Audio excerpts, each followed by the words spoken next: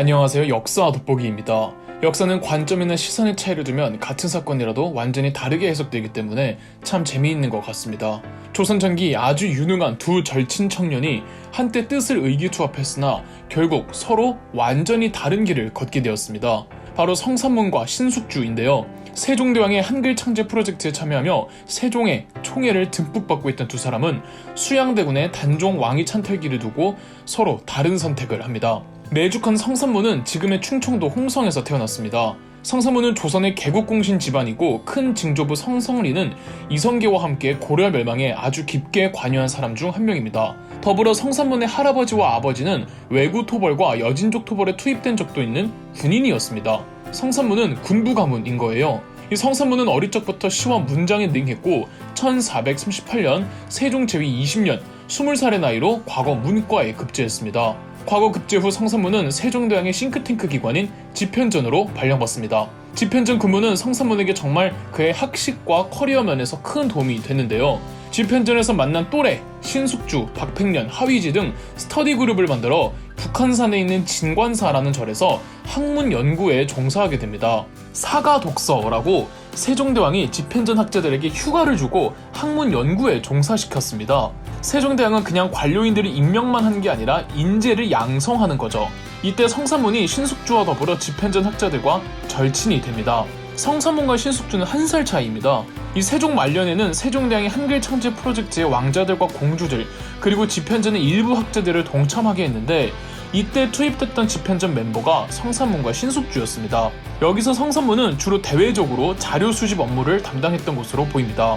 언어의 소리와 발음을 연구하는 학문을 음운학이라고 하는데 성삼문은 이 음운학 서적들을 인맥을 총동원해 미친듯이 구해냈고 중국 명나라에서 음운학에 통달했다고 알려진 황찬을 일부러 찾아가 13번이나 음운학 공부도 하고 자료도 가져왔다고 합니다. 심지어 당시 황찬은 유배 중이었는데도 어떻게든 성삼문이 찾아갔던 겁니다. 집현전 학자들이 한글 창제에 그렇게까지 지대한 공을 기여한 건 아니라고 하시는 분들도 있습니다. 이 학자들이 직접적으로 글자를 창제하지는 않았지만 그들의 노력이 결코 가벼운 건 절대 아니었습니다. 훈민정음 완성과 반포에 있어서 없어서는 안 될 각자의 역할을 했던 거죠. 세종대왕은 이 젊은 집현전 학자들을 굉장히 총애했고 한참 어린 그들의 의견도 소중히 귀담아 들으며 정치 사안에 대해서 자문하고 함께 고민했습니다. 훈민정음 반포 후 성삼문은 여러 중요 관직들을 역임하는데 주로 학술적인 파트, 나중엔 세종대왕이 그렇게 좋아했다는 경연을 주관하는 경연관도 하고 집현전 부제학, 즉 집현전 넘버 2도 됐다가 점점 국왕비서실에서 주로 많이 일을 했습니다. 한 번은 명나라 사신이 성삼문과 신숙주 두 사람의 작시 능력을 보고 동방에서 가장 학식이 뛰어난 사람이라고까지 했답니다. 세종대왕은 눈을 감는 순간까지도 집현전 학자들이 앞으로 조선의 미래를 이끌고 갈 주역들이라며 항상 곁에 두었답니다. 세종대왕은 이 집현전 학자들에게 아들 문종과 손자 단종까지 잘 부탁한다는 말을 남겼다죠. 세종대왕이 이 집현전 학자들을 굉장히 총애했고 또 문종도 아버지의 정책들을 유지해 나가기 때문에 이 집현전 학자 출신들의 정치적 힘과 기반이 상당히 탄탄했습니다. 그러다 문종도 제위 2년 만에 사망하고 어린 단종이 즉위하자 1453년 수양대군이 어린 단종을 곁에 두고 비선 실세로 군림하려던 김종서, 황보인 등을 살해하는 계유정난을 일으킵니다. 김종서는 당시 조선에서 워낙 사회적 존재가 압도적인 사람이었던지라 수양대군의 계유정난은 너무 충격적인 소식이었습니다. 정난이 있고 다음날 수양대군은 김종서, 황보인 등의 정적들을 제거하는 데 도움을 주었던 공신들을 발표합니다. 물론 실제로 도왔다 안 도왔다는 아닙니다. 공신이라는 명예직도 좀 주고 재산과 노비도 주면서 앞으로 자기 편이 되어달라는 회유책의 일종이었죠.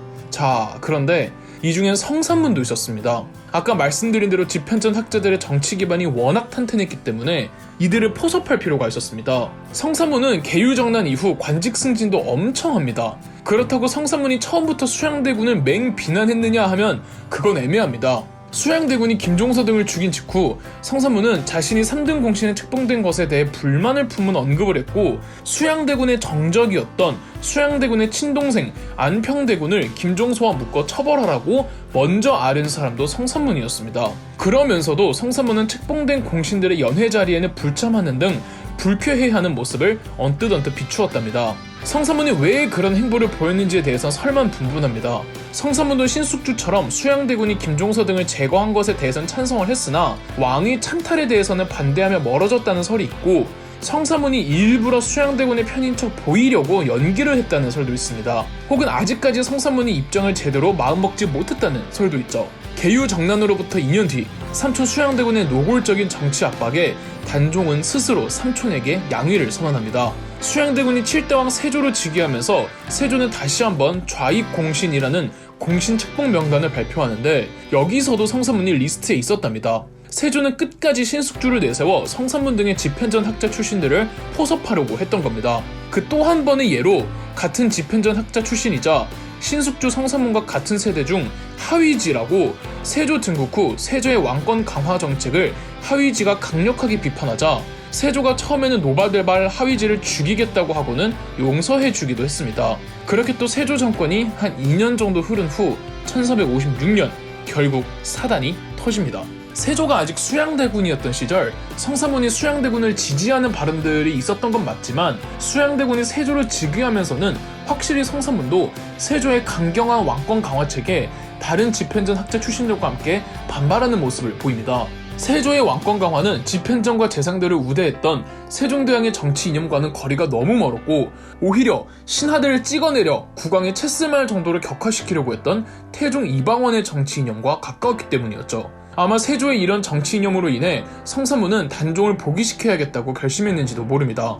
성삼문은 수양대군 시절부터 수양대군을 싫어했던 과거 동료들을 모읍니다. 주축은 집현전 학자 출신들이었으며 그들의 가족 내지 친척들, 그리고 왕실 종친들 중 세조에게 붙지 않은, 예컨대 세조의 친동생 중 한 명이었던 금성대군과 여러 번 만남을 가지며 쿠데타를 모의합니다. 이른바 단종 포기운동. 이때 성삼문은 신숙주에게도 제안을 했다고 합니다. 신숙주는 거절을 했고요. 아니 어떻게 성삼문은 세조의 양팔 중 하나인 신숙주에게 제안할 수 있지? 생각하실 수도 있겠지만, 아직까지 신숙주가 그렇게까지 세조의 최측근 중심부에 있던 건 아니었습니다. 그저 신숙주가 세조를 지지하고 있기는 했죠. 성삼문도 한때 수양대군의 정난을 그렇게까지 대놓고 깐 사람도 아닌 입장에서 신숙주에게 충분히 제안을 할 수도 있었겠죠. 이 단종 포기 운동을 준비하는 그들의 계획은 꽤 구체적이었습니다. 1456년 6월경 명나라 사신들이 조선을 방문해 세조와 연회 자리를 갖기로 했는데, 이때 성삼문의 아버지 성승이 국왕 경호 임무를 맡게 된 겁니다. 경호 병력을 데리고 연회 자리에서 세조와 세조의 세자를 죽이고는 이 명나라 사신들에게 상황을 설명한 뒤 금성대군이 군대를 이끌고 한양을 점거할 계획이었죠. 이때 신숙주 처우를 두고 성삼문은 이렇게 이야기를 했다고 합니다. 비록 신숙주는 나의 평생 벗이기는 하나 죄가 무거우니 죽이지 않을 수가 없다.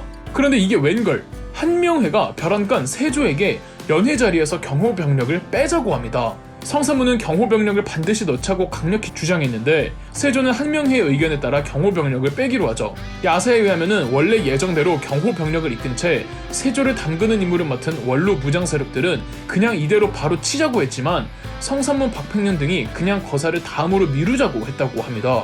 다음으로 미루는 건 좋지만 언제 어떻게 무슨 계획으로 수정할 것인지에 대한 구체적인 논의가 없었고, 시간이 지나면 오히려 쿠데타에 회의적인 사람이 나올 수밖에 없는 겁니다.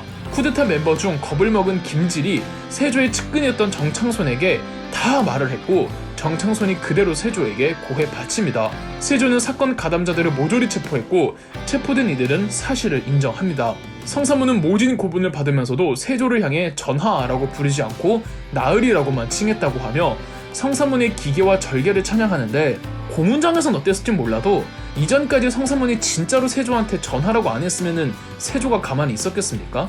진짜로 전하라고 안 부르고 대군 나으리라고만 했다고 해도 그냥 국문장에서만 그랬을 겁니다. 사건 주동자 중 박팽년은 고문을 받다가 바로 사망하고, 성삼문을 포함해 나머지에 대해선 영모죄가 적용되어 팔다리가 찢기는 거열형으로 사용됐고, 목은 3일간 효수되었습니다. 성삼문의 집 전체가 풍비박산났고, 집안 남자들은 아버지 동생들 전원 처형됐으며 집안 여자들은 관비로 전락합니다.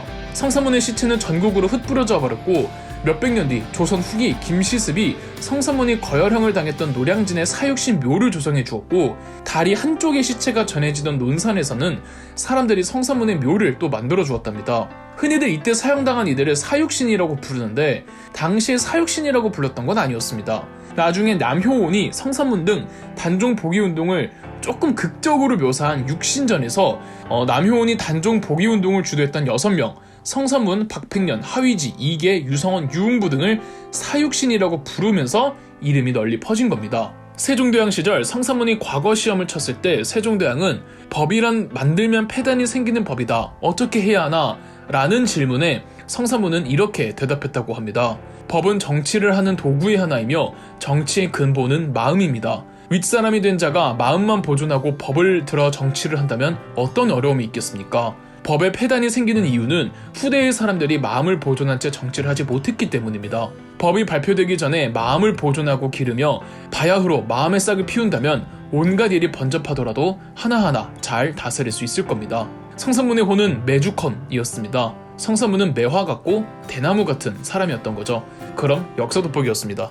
영상 재미있으셨다면 구독과 좋아요, 알림 설정까지 해주시면 감사드리겠습니다.